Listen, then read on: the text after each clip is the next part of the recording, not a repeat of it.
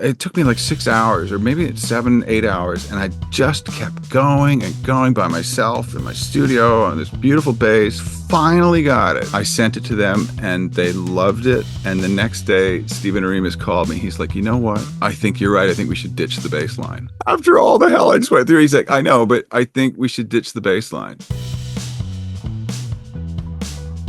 Dancing Through Life, which I think is a 10-hour segment in the movie, was the bone of it's just like the absolute, it drove me crazy because I didn't have a feel for it. I didn't, I just didn't get it. I didn't get it.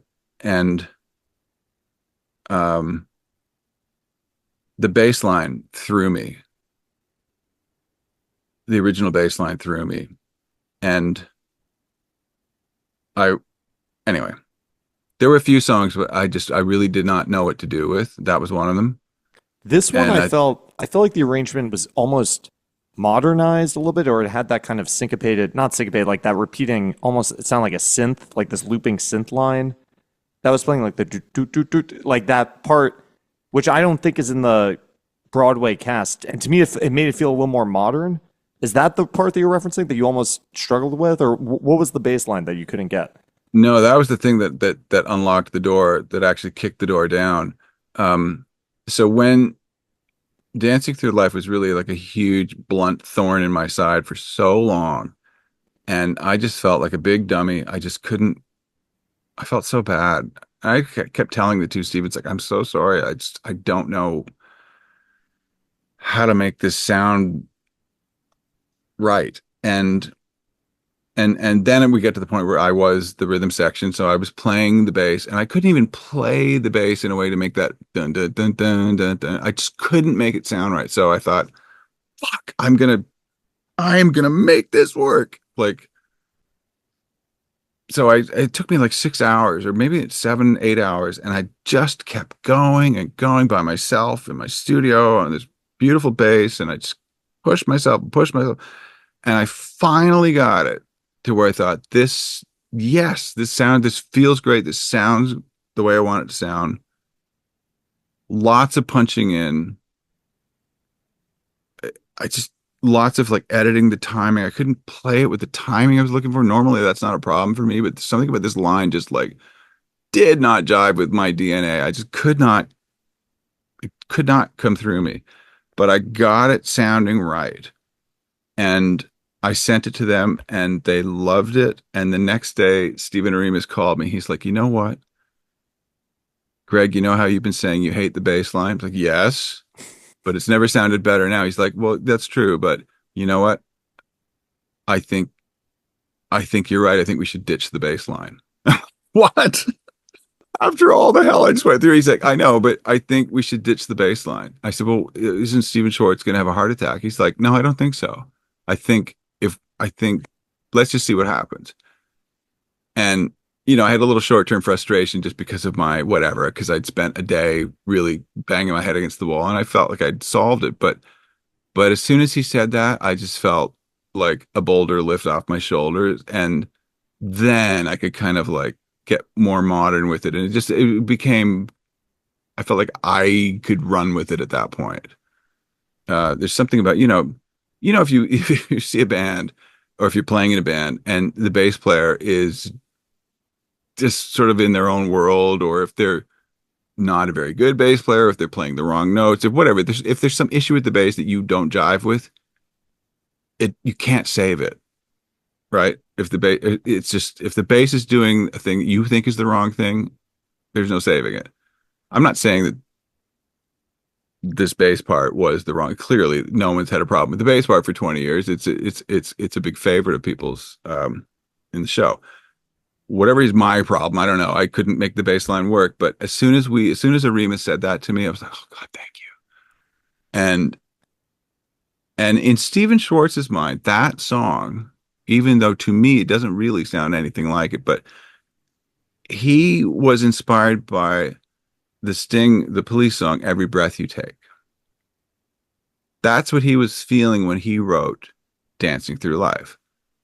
even though Dancing Through Life has a zillion chord changes in it in a way that Every Breath You Take doesn't. But he was hearing that sort of like that kind of groove, that sort of like, so I thought, all right, well, I'm going to kind of come up with a guitar thing like that. And I started just kind of playing the bass line, but on guitar with sort of an Andy Summers vibe. And that was interesting. And then I started, I don't know, whatever you hear in the final version, that is really just me sort of like the next, after that phone call with Remus, I'm like, thank you. Just messing around, improvising. And there was all this momentum with it at that point, and everyone thankfully liked it. And then I just played the roots on bass. Just kind of drove and gave the drums just like a pumping beat, and it just started flying. Then everyone liked it, and that's how it sounds now. Is there like a repeated like 16th note, almost like synth line that happens throughout it, or is it was Yeah, I it's I've for years I've loved that sound. I love one of my favorite things that synthesizers have brought into the world is almost like that as a percussion element, like kind of almost a flat like sine wave sound, but use it as a like a 16th note. And I like it just as a single repeated note. Some people just turn on the arpeggiator function and just play a chord. I don't do that. I actually wind up playing the part in, and I quite often will double track it and play a different part on the other side with a slightly different sound, so that both things are happening. Makes it very stereo. There's a really funny moment if when you see the film. Um, I had some fun panning that stuff around. And there's one moment where if you sit near the back row, one of those percolating synth things is hilariously isolated and loud coming out of one of the rear speakers. It's like the only thing coming out of the rear speaker. It's a bit it's a bit of a whoops moment, but if you're sitting in the middle of the theater, it sounds great. If you buy that speaker, it's a kind of a synth solo. But I do love that sound. Jack Antonoff does that a lot with Taylor Swift. It's all through the '80s pop music. It's not a new device, but it's a sound that I love. so what work still has to be done for the second movie? Um, all the live instruments and Jeff Admajian, the incredible Jeff Admajian. Maybe he started already. He has to write his orchestral arrangements. Um, and I am going to start. I've already been sent clips for the second movie, some songs, uh, No Good Deed, um, and a couple of others. And I'm going to start to sink my teeth into it.